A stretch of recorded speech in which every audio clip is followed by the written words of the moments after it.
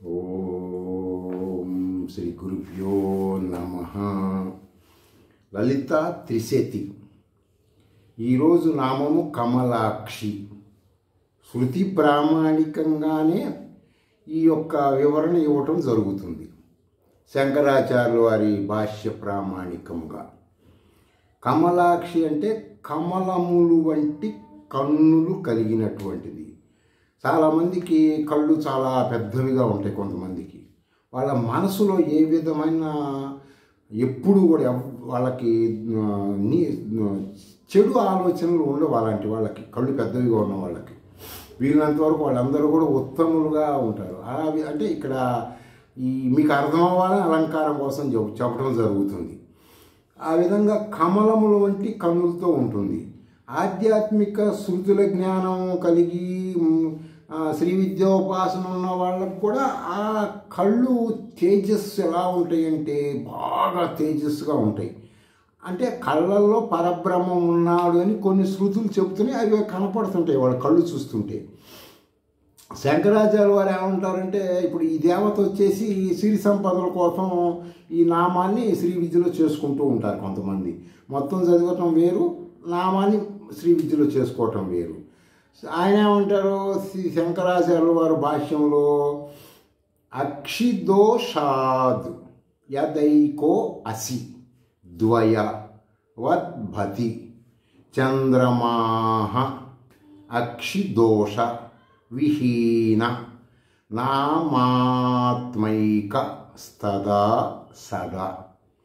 అంటే ఏంటి అని చెప్పి దీనికి భాష్యం మీకు అంటే అక్కడ ఉన్నది భాష్యం కూడా ఉంటుంది కాబట్టి చెప్తున్న భాష్యంలో మీకు అర్థమయ్యే విధంగానే ఉంటుంది. శృతి ప్రామాణికంగా అద్వైతముగా భగవంతుడు ఎప్పటికీ వేరువేరుగా ఉండడు. సమస్త ముక్కోటి దేవతలు కానీ 3 దేవతలు కానీ మొత్తం నీలోనే ఉంటారు. ఈ కంటి దోషాలు ఉన్నవాడు, కంటి దోషాలు ఎవరికి ఉంటాయి? వేదాలు చదువుకున్న వాడికి శ్రీ విద్యోపాసకులు కంటి దోషాలు ఉండవు, వాళ్ళు మామూలుగా ఉంటారు. ప్రవచనకారులకు కంటి దోషాలు ఉంటారు. వాళ్ళు ఏం చెప్తారు? ఒక చంద్రుణ్ణి ఇద్దరుగా చెబుతారు. అది ఆయనే చెప్తున్నారు. శంకర్ అక్షి దోషాద్ అంటే కంటి దోషం వలన వాళ్ళు మానసికమైన దోషంతో ఉంటారు. దేనికి ఉంటారండి? వాళ్ళ మనవాళ్ళకి ముని మనవాళ్ళకి వజ్ర వైడూర్యాలు మిద్దెలు మేడలు సంపాదించాలని ప్రజల్ని అజ్ఞానం అంధ పరంపరకి పంపిస్తారు అని ఆయన చెబుతున్నాడు. అప్పుడు ఏం చేయాలి? మిథ్యా జ్ఞానం వలన వాళ్ళు ఏం చెబుతుంటారు? ఇద్దరిని చెబుతారు, నువ్వే దేవుడు అని చెప్పరు. వాళ్ళు చెప్తే వీడికి డబ్బులు రావు కదా, ఎంతసేపు వీళ్ళు తిప్పుతుంటారు. తిప్పటం వల్ల ఏం జరుగుతుంది మీరు ఆలోచించుకోవాలి. కొన్ని తర్వాత వచ్చేసి ఇప్పుడు ఈ సైన్స్ పరంగా వచ్చేసి మీకు అర్థం అవ్వాలని ఒక స్వామీజీ గారు ఉన్నారు. ఆయన పేరు ఏదో విషయం బాగా గడ్డం ఉంటుంది, మీరు గుర్తుపెట్టుకుంటారు ఆ విషయం చెబితే. ఆయన ఏం చెప్తారంటే, ఆయన దగ్గరికి అందరూ ఎడ్యుకేషన్ పీపుల్స్, రాజకీయ నాయకులు, పెద్దోళ్ళు వెళ్తారు. ఆయనకి ఈ శృతుల ప్రామాణిక జ్ఞానం కూడా ఆయనకి ఈ చదువుకోవటం వల్ల కానీ పుస్తకాలు చదవటం కానీ ఈ సబ్జెక్ట్ కొంత తెలిసి ఉండవచ్చు. ఆయన ఏం చెబుతారంటే, వాళ్ళ దగ్గరికి వచ్చిన వాళ్ళందరికీ మీరు సర్పముతో ఉన్న రాగి ఉంగరం పెట్టుకోండి అని అంటాడు అందరినీ. ఇప్పుడు చదువుకున్న వాళ్ళు, డబ్బు కలిగిన వాళ్ళు ఆ మాట అనగానే తక్కువ రాగి ఉంగరం సర్పంది పెట్టుకుంటారు.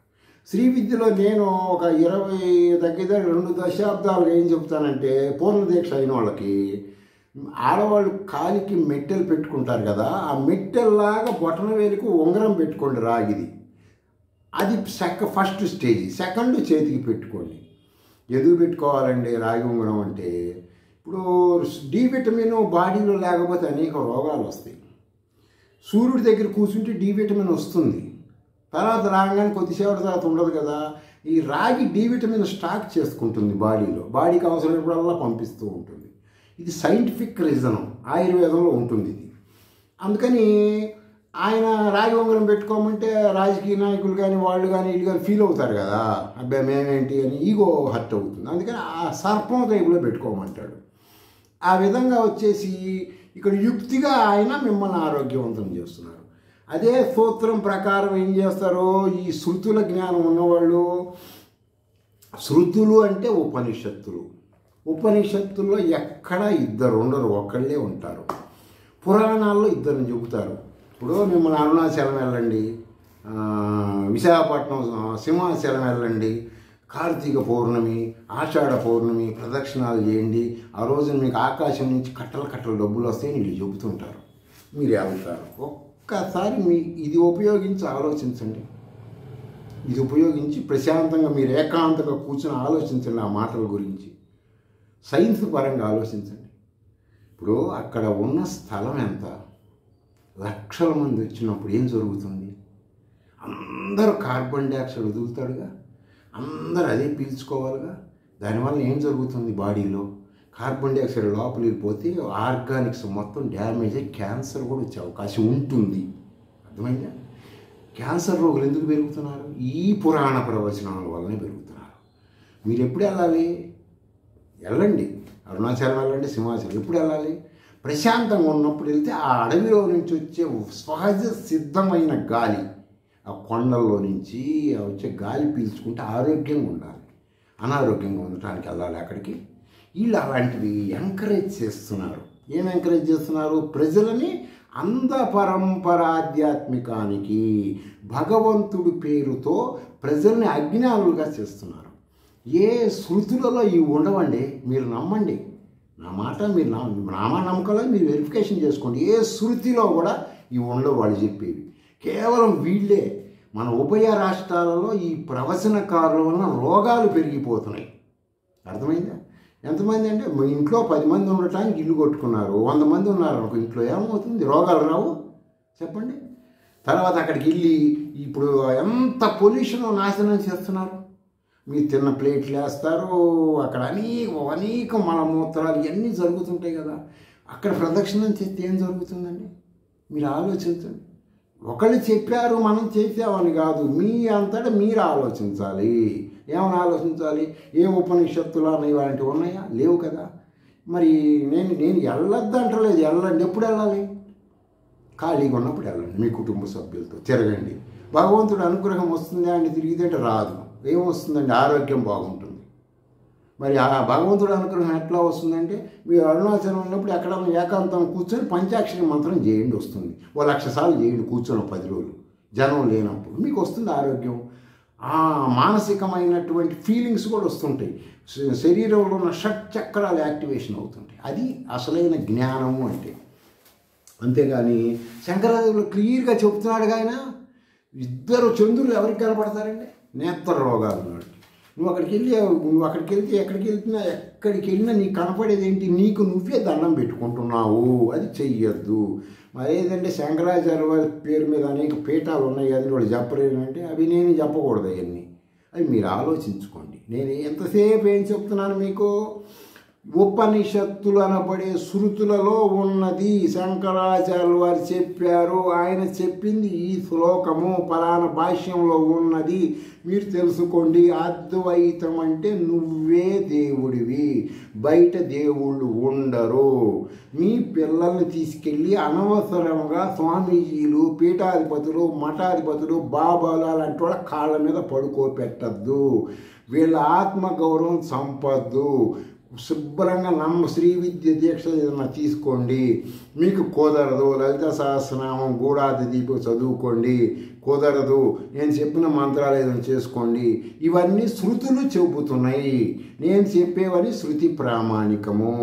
ఏ పురాణాల ప్రామాణికంగా చెప్పను. నాకు వాటి మీద సదభిప్రాయం లేదు. అందులో 10% సత్యం ఉంటుంది, 90% ఫ్రాడ్ ఉంటుంది. ఎవడి మనోభావాలతో వాళ్ళు రాస్తారు. అవి ఇక్కడ రాయటం ఉపనిషత్తుల్లో కుదరదు. అందుకని ఇవే చెబుతున్నాను. తర్వాత వచ్చేసి ఇప్పుడు ఈ కమలాక్షి అనే మంత్రం శృతులు అంగీకరించిన త్రిశతి శృతులు అంగీకరించింది కదా శ్రీ విద్య. దాన్ని బట్టి ఇప్పుడు ఈ మంత్రాన్ని సిరి సంపదల కోసం లేకపోతే వాటి కోసం చేసుకునేవాళ్ళు అందరూ కూడా. ఒకటి, నేను చెప్పిన మంత్రాలు చేస్తున్నా సరే మీకు భగవంతుడి అనుగ్రహం కలగదు. అదేంటంటే మీరు శృతులు ప్రామాణికంగా చెబుతున్నారు కదా అంటే దానికి సంబంధించిన ఔషధం ఉంటుంది. మంత్రము, తంత్రము, యంత్రము అని అంటారు. మూడిటి గురించి మీరు సైంటిఫిక్గా తెలుసుకోవాలి. అంధపరంపరంగా కాదు, సైన్స్ పరంగా మంత్రం చెయ్యాలి.